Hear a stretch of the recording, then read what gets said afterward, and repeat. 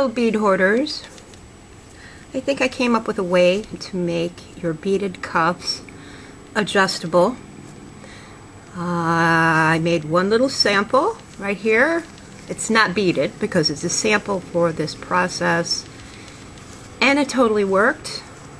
However, because it's a very tiny sample, I can't get it on. I just wanted to see if this would work, and it does. So the way I did this piece is not going to be finished. It was something I started, it not coming out. It's just not. So I abandoned it and started something different. But I took a piece of elastic. This is 3/4 inch, and I attached it to one side. What is this? About 5.5 inches of elastic. And when you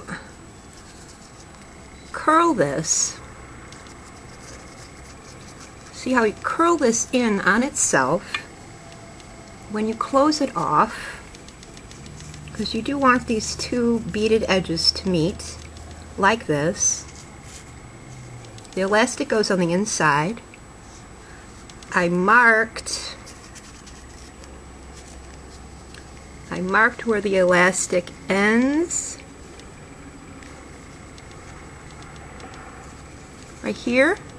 See that mark? So it's going to be like this. And to line, this is just fabric. You would use leather or ultra suede or, you know, something heavier that you'd want to line with.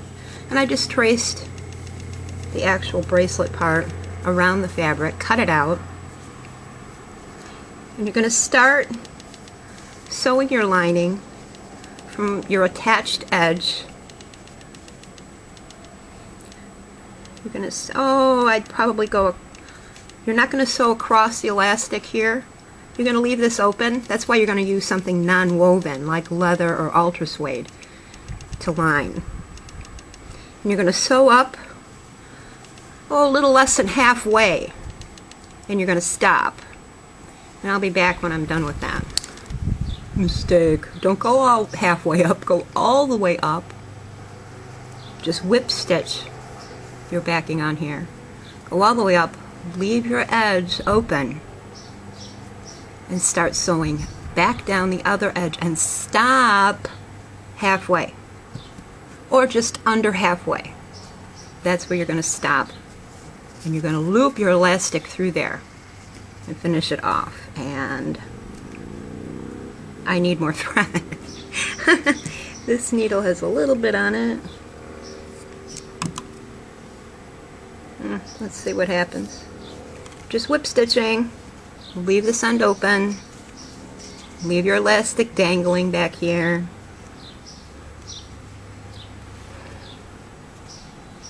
So this is just a sample, so if you want to sew it in such a way that your tail doesn't show, you go right ahead.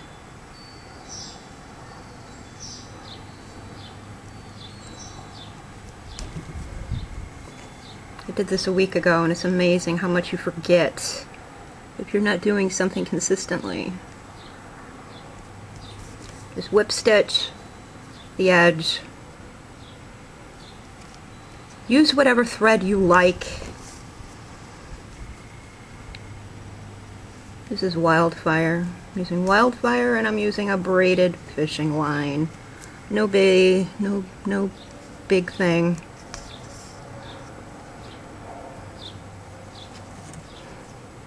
So when I'm done, going just under halfway, I'll be back.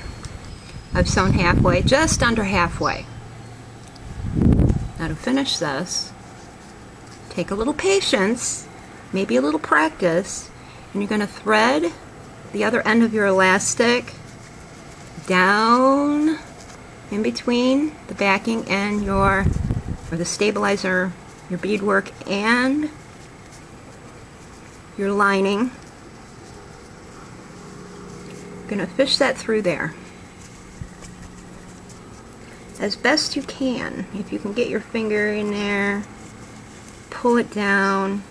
use a safety pin. You sewers, you know how to do this.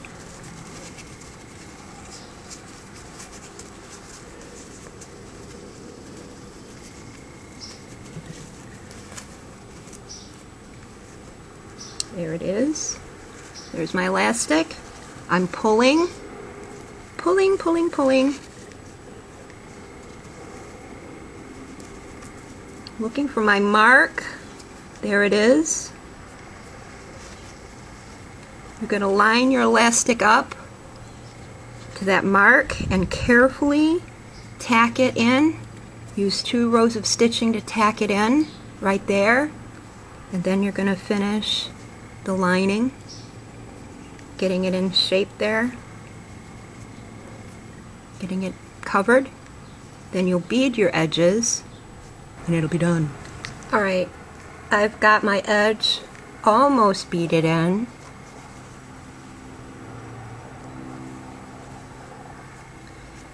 Like I said, this is a sample. This is not the real thing. This is a second sample of trying this adjustable method. And I am making a real one for a viewer. Hello, Dawn. We're doing a trade, which is really awesome, and it's awesome. Ancient method, ancient economics, which is trade, bartering. It still works 2,000 years later.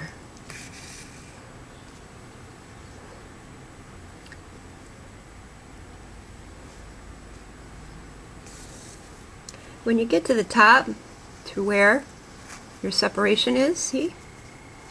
You might sew in right to your elastic. Do not sew over your elastic. Sew over this edge.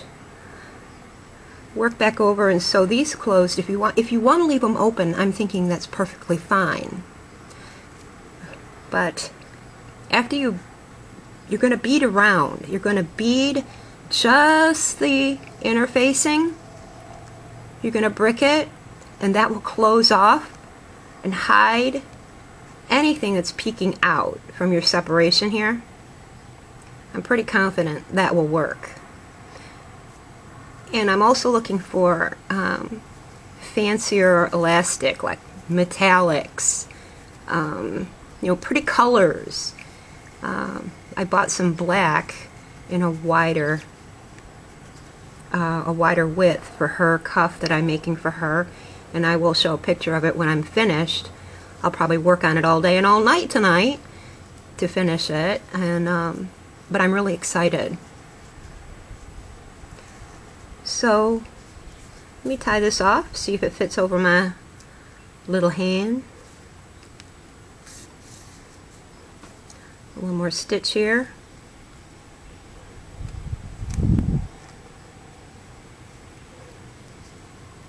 If anybody knows where I can get metallic, a wide metallic elastic, please let me know.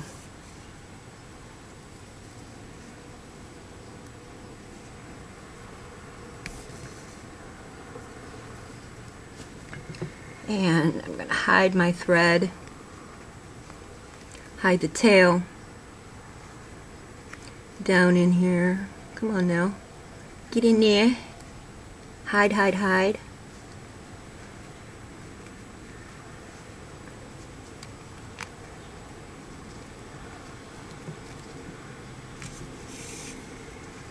Snip it off.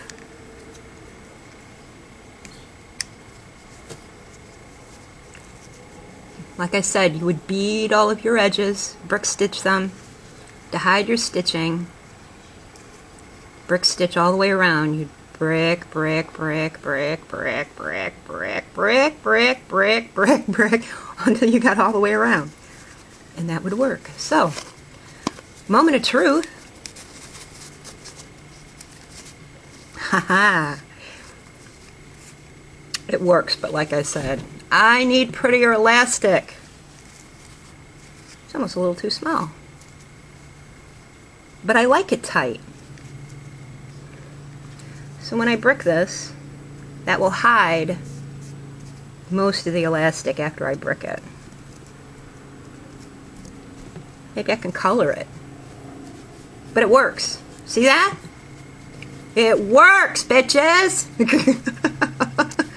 So, hey, if you don't like innovation, if you don't like looking for new ways to do the same old thing, then, you know, do things the same old way. I'm not stopping you, right? All right. I can't get over how this worked. I must have thought about this for 2 months, trying to think of a way to make an adjustable fabric cuff like this. Instead of closures, trying to figure out how to make a closure and blah, blah, blah. Oh yeah. This works.